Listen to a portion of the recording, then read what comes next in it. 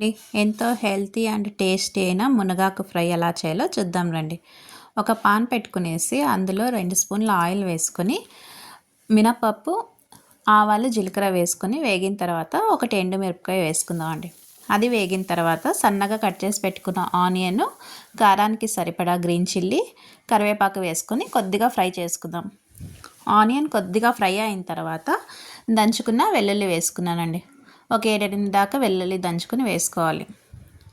అది బాగా పచ్చివాసన పోయేదాకా ఫ్రై చేసుకునేసి 1/2 స్పూన్ పసుపు, రుచికి సరిపడా సాల్ట్, అలాగే ధనియా పౌడర్ 1 స్పూన్ ఇలా అంతా వేసుకునేసి పచ్చివాసన పోయేదాకా ఫ్రై చేసుకుని ఇప్పుడు ఉడికించి పెట్టుకున్న మునగాకు వేసుకుందాం అండి. నేను మునగాకులోకి ఒక 4 స్పూన్లన్నీ కందిబ్యాళ్ళు వేసుకున్నాను.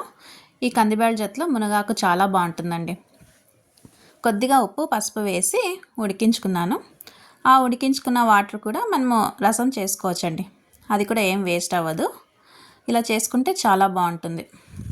ఇలా అంతా కలిపేసి ఒక 2 నిమిషాలు మూత పెట్టేసి మగ్గించుకుందాం అండి. ఇలా సింపుల్ ప్రాసెస్లో హెల్తీగా చేసుకోవచ్చండి మునగాకు ఫ్రై. మీరు ఒట్టి మునగాకు కూడా ఫ్రై చేసుకోవచ్చు, బట్ కందిబ్యాళ్ళు వేసుకుంటే టేస్ట్ చాలా బాగుంటుంది. చూడండి, ఎన్నో పోషకాల విలువైన మునగాకు ఫ్రై అయితే రెడీ అయిపోయిందండి.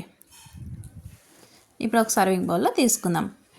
ఎంతో టేస్టీ అండ్ హెల్తీ అయిన మునగాకు ఫ్రై, కందిపప్పు మునగాకు ఫ్రై అయితే రెడీ అయిపోయిందండి. మీకు ఈ వీడియో లైక్ అయితే లైక్ చేయండి, షేర్ చేయండి, కామెంట్స్ చేయండి, సబ్స్క్రిప్షన్ చేసుకోండి. Thank you.